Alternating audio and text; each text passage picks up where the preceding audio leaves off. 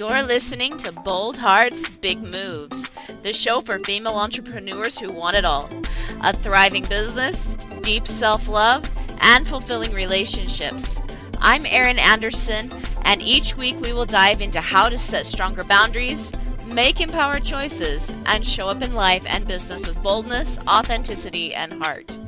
Because let's be real, the money you make is directly related to the love that you have for yourself and the strength of your relationships. So if you're ready to lead with love and make those big moves with those bold hearts, let's dive in.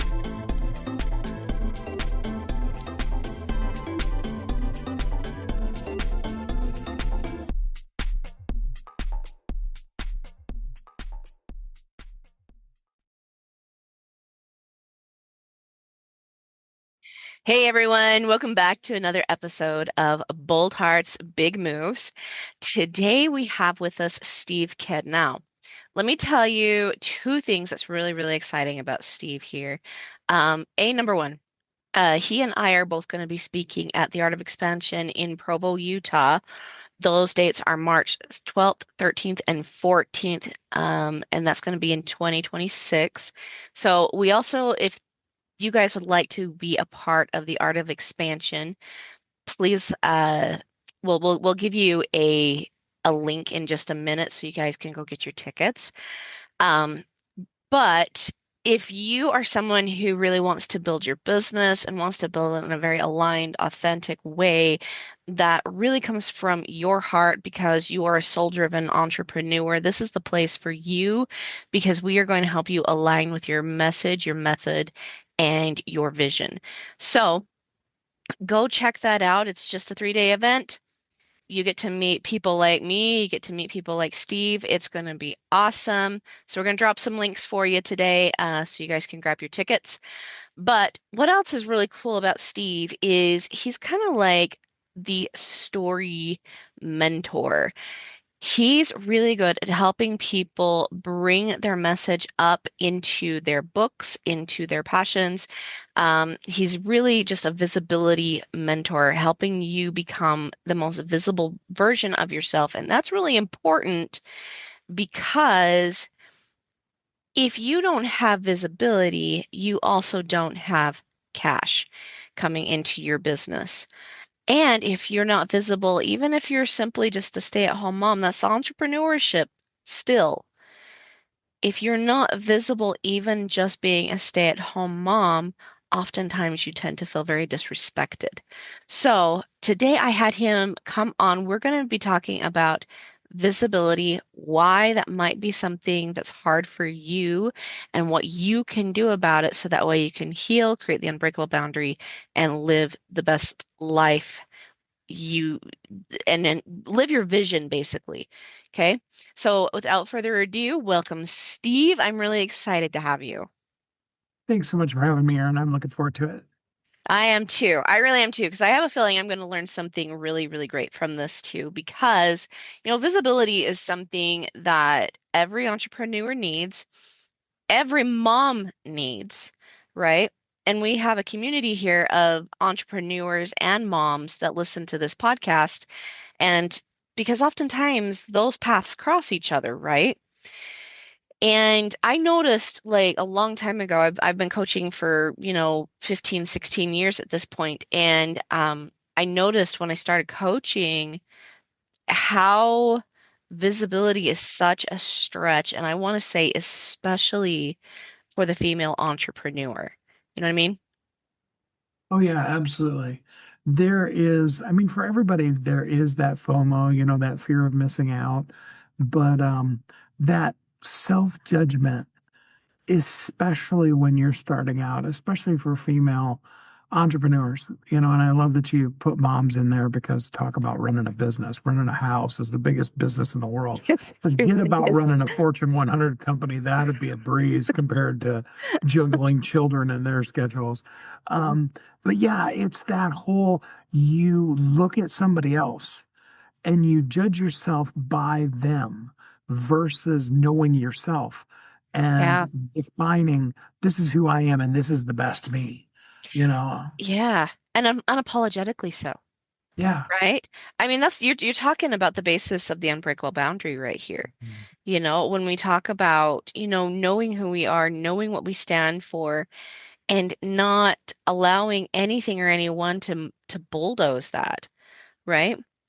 I was actually conversing with my husband last night, and we brought up a really interesting point in the discussion, and that was that, and Mary Morrissey teaches this concept too, that like when you say you want something and you don't have it yet, it's often because we have made a decision that something else is more important than that thing, right?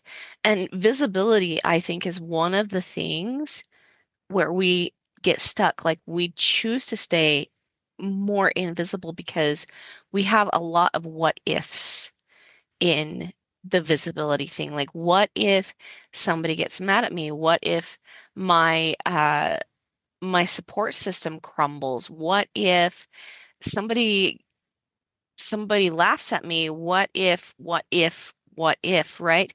Because when you're being visible, you also have to deal with people. You know what I mean? Mhm. Mhm. So let's talk about that for a second. Well, I mean, the number one piece of that is most of those things that our minds are telling us are just totally not true. They're never going to happen. But um, it does sometimes come up. People don't connect with us. People, give us less than what we really want from them. Here's the paradigm shift I'd love to encourage everybody listening to take in. And that's to every time somebody does that, tell them thank you. Be grateful and thankful for every single hater, person who didn't like your stuff, person who unfriended you, whether they're, total strangers, our quote unquote friends on Facebook, or, their family members. The best thing you could possibly ever do to become more visible is to have people decide that they don't want to be part of your circle, because then you're not wasting your energy on people who what your amazing stuff is for isn't for them. Yeah. That was a really hard lesson I had to learn when I really decided to step into, betrayal trauma coaching, right? Because when I first started, I was talking to women whose husbands had been into pornography or even cheated on them, etc. And I got crazy backlash, believe it or not, from what I would post. But the thing is I had personal experience with what I was teaching and what the results I had were, right? Mhm. But I had women coming at me and like literally trying to destroy that. Like, I'm not even joking. Like, even saying, I really appreciate your perspective, etc. Thanks for so much for reaching out to me, etc. And but that wasn't enough. Like, ooh, they were vindictive, right? Mhm. And I ended up having to go through and like block a bunch of women on my Facebook profile because they got so vindictive and so nasty and so angry, almost kind of like I didn't deserve to have the results in the way that I got them, Mhm. kind of an attitude, right? But here's the thing, you're absolutely right. At first, like I was so heartbroken. I was so sad that, I'm trying to share this message and this is the feedback I'm getting. But you're right.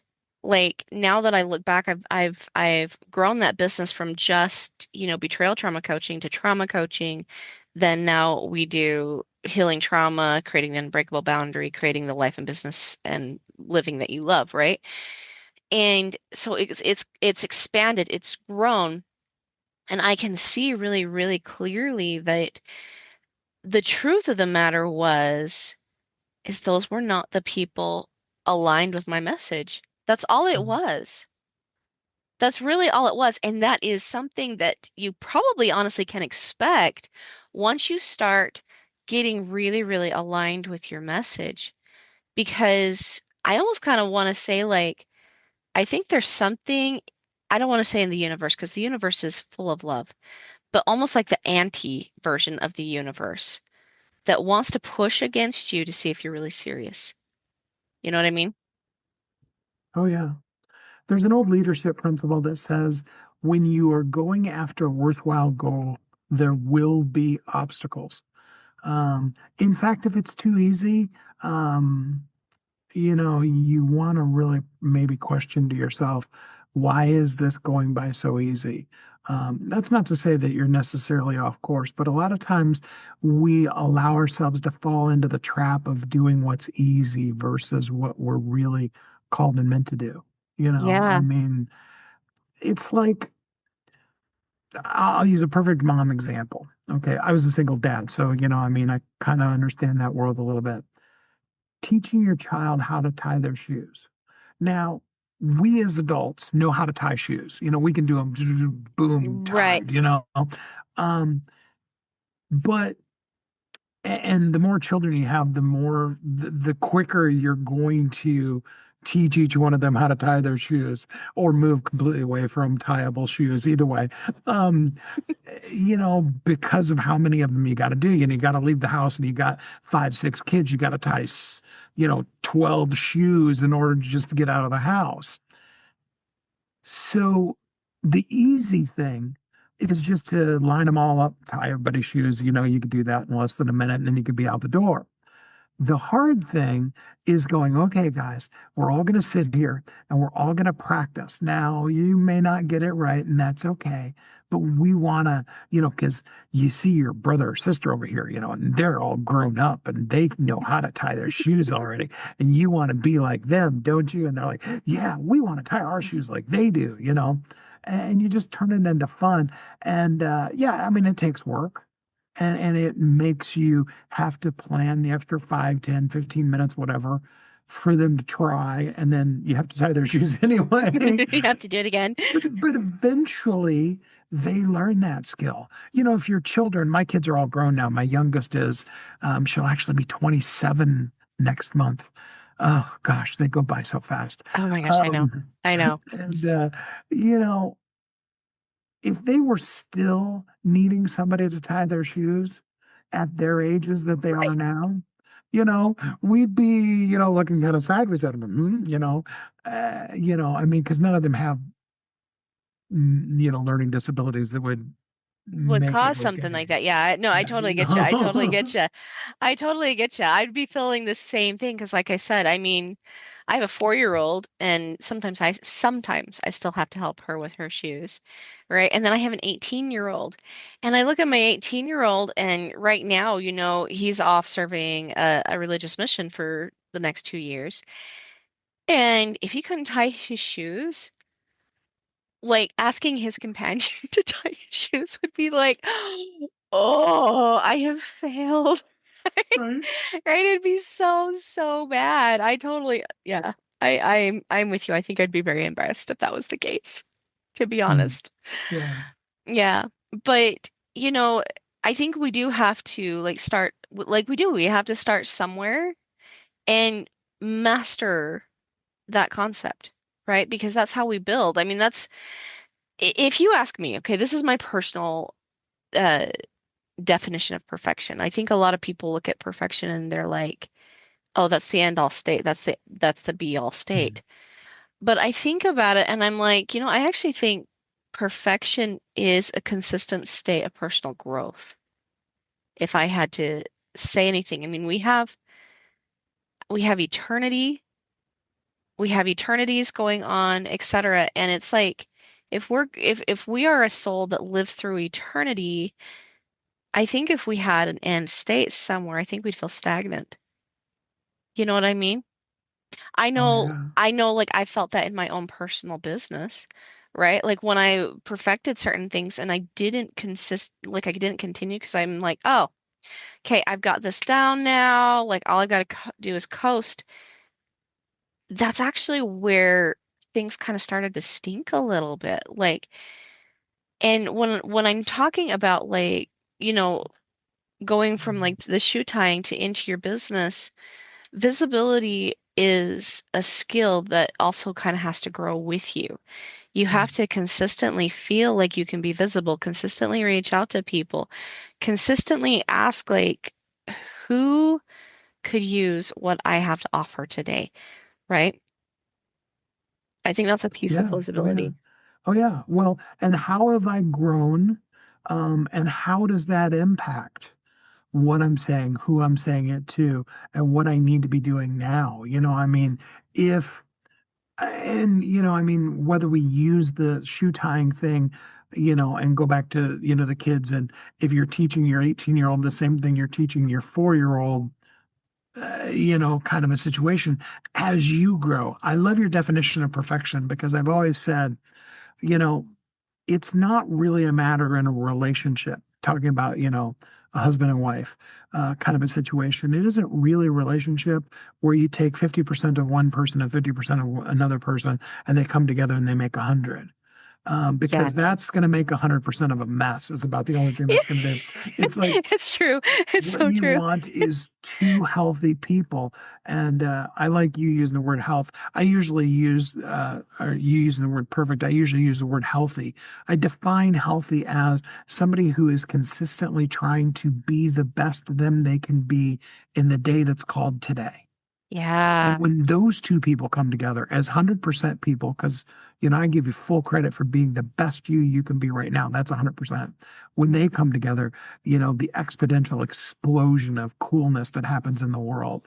And the same thing, to tie it back into business, the same thing is true with visibility. We know statistically from a marketing standpoint, and I've been doing it for 40 years, so I spout statistics constantly. Um, we know that whatever you start doing now, it's going to take about 90 days for you to see the real impact of that.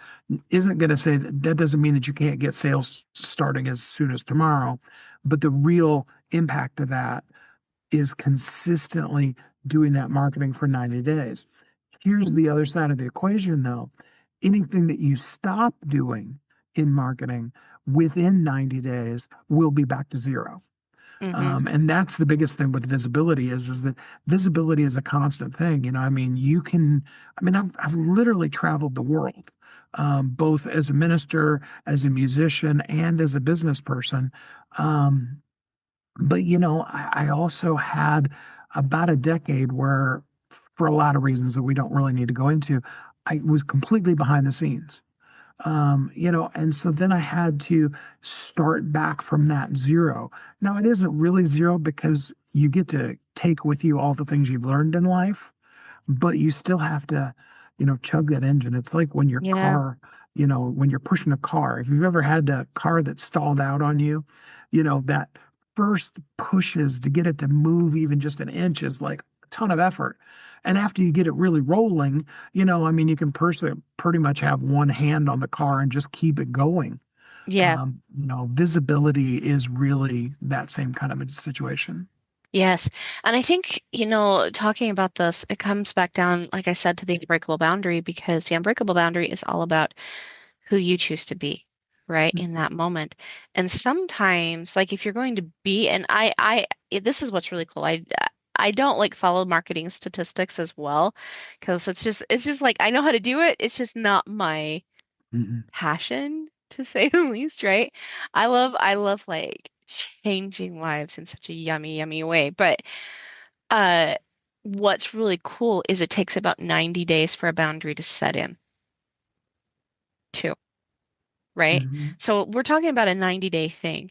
Once you make a decision and you are consistent with that decision in who you are, it takes about 90 days for that to really, really anchor into the brain, right? And because now you're showing up, you've got different actions that you are going to take on, because it's like I talk about like doing a character study where, people, you look at people that you really admire and you think about like the characteristics of those people, right?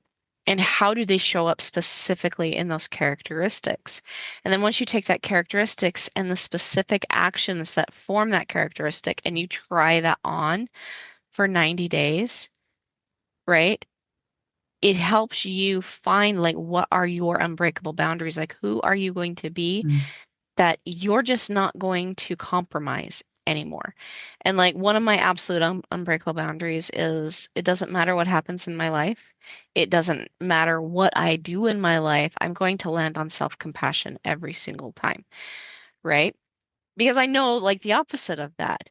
But it did. It took me like 90 days to get like out of my head and out of my self-judgment and into self-compassion because it takes about 98 days to build a habit, and that's what we're talking about here. Yeah, absolutely. You know, awesome. I love it. I love it. So, really quickly, too, like when we're talking about like visibility, how does being more visible help one heal from deep-seated trauma? Well, and I'm so glad you asked that question because it really is the core of it. I want to tell you a real story because this will really bring it into perspective. My former wife's mom battled for many of the last years of her life with cancer. In the last 3, 4 years, she was in chemo 7 days a week, meaning that one of the two of us was in the chemo room 2 to 5 hours every single day. And it was a room, there was about 20 or 30 patients, different people each time that were in that room. Um, and I sometimes, often, a chemo patient, when they're going through that situation, will fall asleep. And you can read a book. Sometimes I would walk over to people who were there by themselves and, were just kind of looking alone and lonely and lost. Now, I want you to remember, okay, this is a room full of people that are all in chemotherapy. So all of them have some form of cancer. All right. And you would sit down and you would talk to that person that was alone by themselves. And almost immediately, the first thing that they would say is, nobody understands what I'm going through. Literally in a room full of people that were going through the same exact or, a similar thing that they're going through. And we all feel that way. No matter what trauma we go through, whether it be something medical like that, or, it's an abuse kind of, or other mental kind of things, we tend to first off isolate and then secondarily feel as though nobody gets us. Nobody understands. Nobody can understand that. Nobody knows what I'm going through. The only way to be able to break that is when you run into people that are in similar situations like you. And it can start as easily, number one step of visibility, putting it in a written form, whether you're talking blog posts or books or things like that. It can start from as basic as that, as saying, wow, Erin really gets me. She understands what I'm going through. And then all of a sudden you're like, maybe I'm not alone in this world of this massive chaos that nobody's ever experienced before, other than when I started going through it. And visibility is that same kind of way. None of us is perfect, and we're never going to get there. I mean, using the perfect version, not your Right, definition right. of it. Like the You end know, version, the end all. yeah, none of us has reached nirvana, if you want to use, absolute perfect nothingness. Right, Um, right. you know, but where we are is so important to know, and we totally in that have to be able to connect to people. Ultimately, no matter what AI does for us, it's never going to replace that human connection. It just can't. AI can answer lots of great questions for you and stuff, but it can't answer those questions. And the only way you're going to do that is to be visible. And the only way that you can be visible is to, and this sounds like I'm being sarcastic, but is to be visible. You Yeah. know, to be seen, you got to be someplace where you can be seen. Yes, exactly. And that takes vulnerability Yeah. too. Like visibility and vulnerability are very much tied to each Oh, other, yeah. right? But the thing of the matter is, and this goes into trauma healing as well, right? We need, because you're absolutely right. Like we need to be able to like show our like show up really authentically.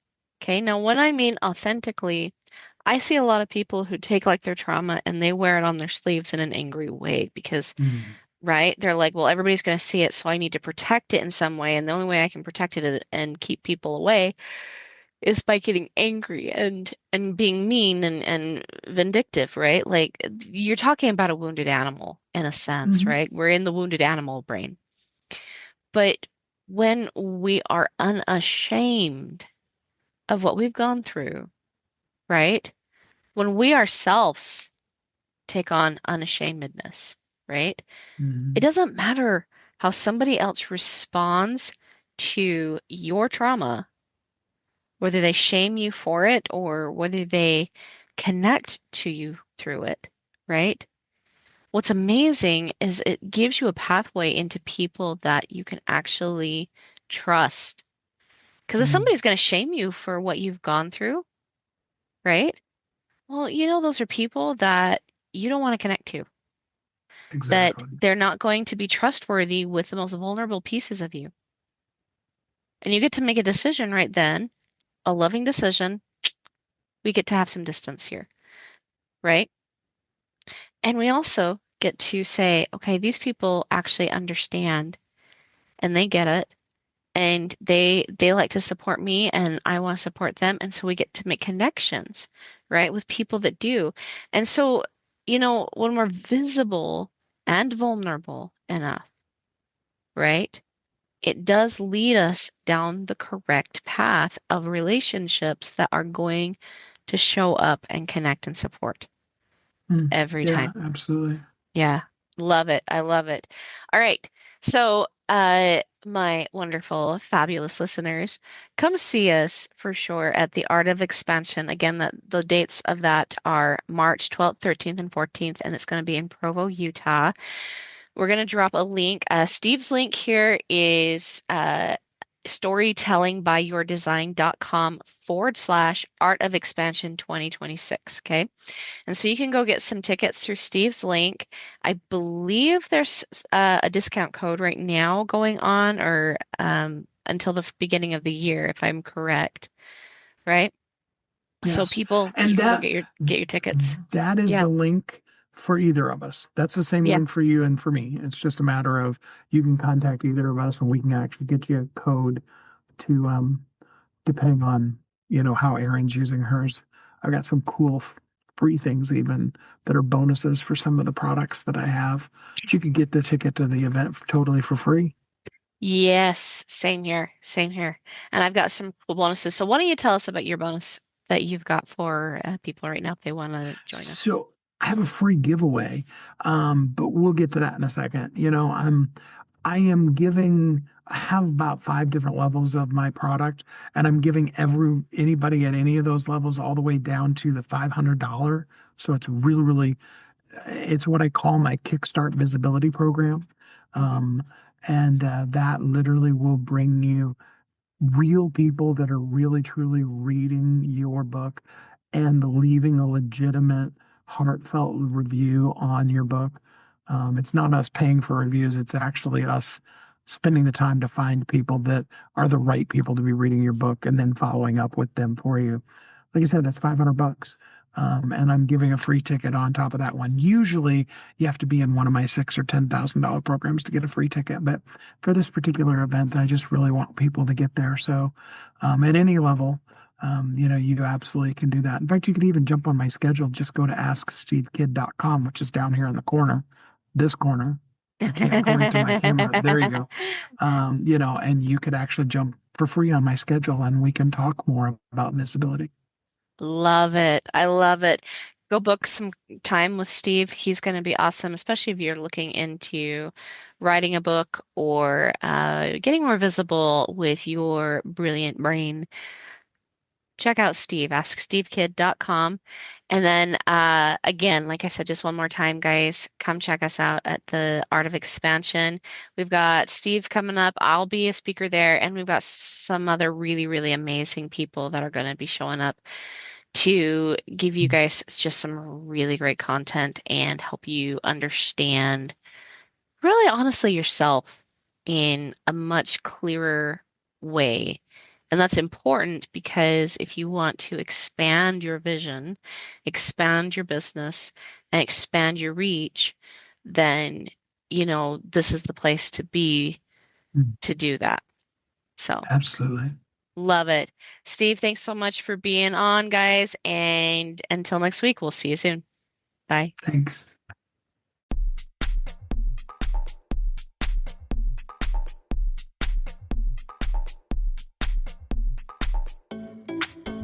All right, Boundary Boss Babes. I'm super excited that you tuned in with me today. Make sure you tune in again next week as we chat about more Boundary Boss Babe topics. We're going to get into so many other things about how to set boundaries with your business, how to set boundaries with your relationships, so you can truly have the time, the money, and the flexibility that you are seeking. So tune in next week. Make sure you subscribe to this podcast. Let your other Boss Babe friends know about it. And also, if you've got any questions, make sure you submit them into the podcast by clicking on the send us a text message at the bottom of the podcast description. I look forward to seeing you guys next week. See you later, Boss Babes.